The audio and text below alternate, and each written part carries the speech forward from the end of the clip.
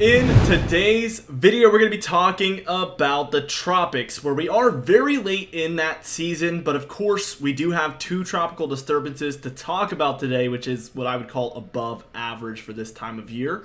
So we're going to be talking about that. We're going to be talking about the upcoming pattern where there is snowfall expected out west, of course, but even some in the east, multiple occasions where we expect potential snowfall in the east, and then some colder air on the way for today into tomorrow, as we know, but even some more later on. Now, before we get into things, be sure to check out Prestige Weather in the description and pinned comment down below, where we just released our third winter forecast for early access there. It's going to be exclusive for a week or two more, so you can check it out for $5 a month in the pinned comment and description down below. Let's get into things, and as we are taking a look here at the tropics, we're going to go over the lesser probability one here first and then work our way into the higher probability one. As you can see, we do have a 10% chance over the next 48 hours and over the next 7 days for development with this one, which is very low.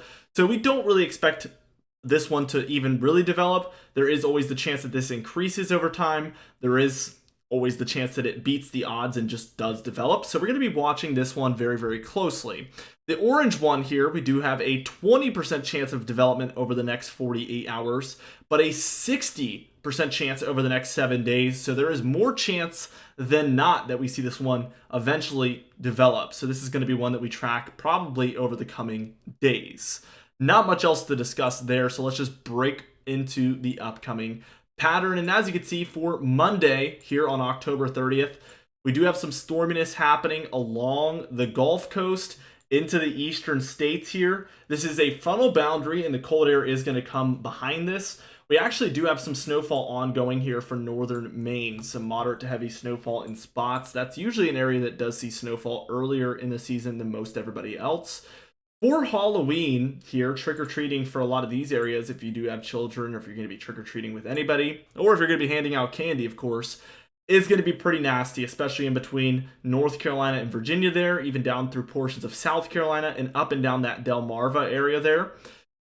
But it could be pretty spotty, so maybe you'll get lucky. But this is really the only spot around the nation where things are going to be really not ideal for that type of activity. We do see some snow showers across the Ohio Valley into the Great Lakes, but again, not too problematic. Won't be too big of an issue, I wouldn't say, for those trick-or-treaters. Now, we do have colder air moving in, so that is going to be a factor as well. So prepare for colder weather in these blue areas. And then out west, it's actually going to be above normal temperatures, so a little bit better than typical. And it's going to be relatively dry out there as well, so good conditions for Halloween night. Now, as we work our way into Wednesday, November 1st here, we can see our jet stream is doing approximately this. So we see cold air diving into the east, warmer air surging up in the west. That is basically what we're dealing with here. No real activity to discuss until Thursday the 2nd here, where we do have a 999 millibar low pressure center. And we do see pretty heavy precipitation for Washington, Oregon, Idaho here. And then snowfall for portions of Montana, and then for the southwest there of Canada. It is pretty mixed, though, as you can see, some ice, some mixed rain and snowfall, some snowfall and some rainfall. It really just depends where you're at. That's going to be a pretty messy storm there for Thursday. As we work our way into Friday here on November 3rd, what we do see is there's still some remnant showers actually along the jet stream throughout the northwest into the northern plains here. We're dealing with rainfall and snowfall showers respectively. No real activity in the east, and honestly, the temperatures are pretty marginal as well on Friday, if not warmer than normal for most everybody. Saturday, November 4th, we have another storm system, a very similar one here, working its way into the northwest, as you can see. Mostly rainfall on the United States side of things, but up for Canada, we do have kind of a messy, once again, winter storm here happening. Some ice, freezing rain, mixed snowfall and rainfall, and then rainfall and snowfall, depending on where you're at there for Saturday the 4th. Sunday the 5th here, we see this storm actually continuing, so this one doesn't really move out as quickly. We actually see things filling in along that jet stream. For the southern regions of central and western Canada, we do actually have some moderate to heavy snowfall happening in some of these areas. That is going to definitely be worth noting. But again, no real major storms happening here across the nation. And even as we work our way into Monday the 6th here, We can see there is a lot of precipitation here throughout the northeast, the upper Midwest, the northern plains there. We have activity happening. And then another northwestern storm, the third of this model run. This one's a little bit more typical. We have rainfall in the lower elevations and then snowfall in the higher elevations. This is a lot more of what you would typically expect to see this time of year. So a pretty typical storm there for the Northwest for this time of year. We've been talking a lot about typical, but something that is not typical here is this 1,001 millibar low pressure center there near West Virginia, Ohio, and Pennsylvania, where we do see snowfall occurring throughout the Northeast and Great Lakes. That's going to be definitely worth noting, and it does look on the heavier side of things. This type of a storm, for me, seems like something that is very, very plausible. I see it as something that is not too out of the ordinary for early November, and something that we're certainly going to pay attention to here on the channel. Same story for this storm out west, except this is even more plausible, I would say. Snowfall in these higher elevations, and then for the lower areas, we're seeing obviously rainfall. One final day here, Wednesday the 8th here, we do see that this storm kind of moves through these areas and then becomes a nor'easter here. If this was to track a little closer to the coast, you could expect more snowfall for the northeast. The further offshore it is, the more chance at coastal snowfall we have. But for this time of year, that's going to be much more minor and likely mixed with rainfall and snowfall. No real chance for accumulation, most likely. That is kind of the anticipated impacts of this system. Now, the total precipitation here, as you can see, we have a lot of precipitation for the Northwest, as again, we have 3 storm systems moving in during the next 10 days.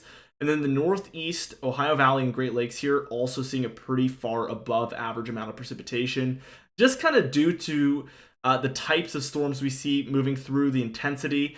That is going to be both in the form of wintry precipitation and rainfall, of course. So that is the anticipated impacts there. For snowfall, I want you guys to pay attention out west real quickly, and this is probably pretty in par with what we'd end up seeing. Higher elevation, pretty large amount of snowfall. Anywhere in the grades of dusting, if anything, blues 2 to 6 inches, purple 6 to 10, pinks 10 to 20, and even the pastels 20 to 30 inches plus. Same story for the northern plains, upper Midwest, and Great Lakes. I think that this is pretty possible that we see a dusting to maybe a couple of inches throughout these areas. The Northeast here likely is overdone as far as what we're seeing here. I don't think we're going to see 10 to 20 inches here in the Northeast.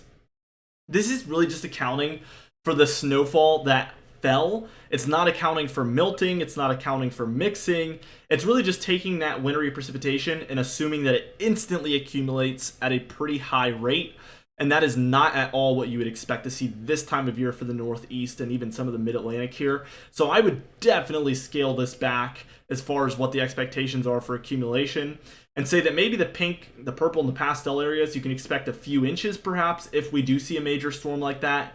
And then the blue and grays there, likely not seeing any accumulation. That's a lot more of a realistic expectation, but still to see 2 to 6, maybe a little bit more inches of snowfall there throughout areas in Pennsylvania, New York, Vermont, New Hampshire, and Massachusetts would be a pretty decent system for very early on in November here. Definitely noteworthy. And I would say that is something that I would expect to be possible. But as far as, 1 foot plus amounts, that would be incredibly rare, incredibly low probability, something that we're going to watch closely for, but likely not what's going to be the final outcome of this one.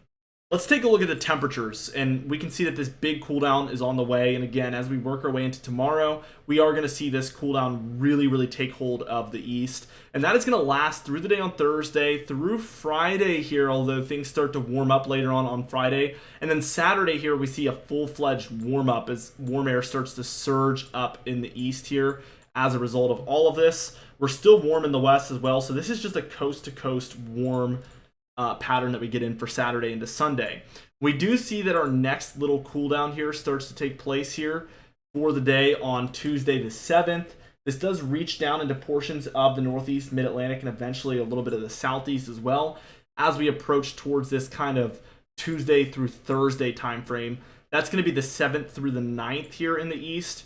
We can see the Southeast still trying to hold on to a lot of this warmth, but there is this kind of decent cool down here. And I think the reason this one doesn't really take hold of the East is because we don't have a purely positive PNA out west, which again stands for positive or Pacific North American Oscillation. We see these colder temperatures more indicative of a negative PNA, We have warmth up here in Canada, warmth down here near the southwest and near Mexico. So this is more indicative of positive. So what we would call this is more of a neutral PNA, is exactly what I would call this. And that is why we're not seeing a full-fledged trough in the east here. It's just not getting the support out west that it needs to fully take hold. And that is why I think we're seeing what we're seeing here. Anyway, we're going to keep track of all of this over the coming days, of course, guys. So be sure to subscribe. We do upload every single day. You can even hit the bell icon for daily notifications when we upload so you never miss one.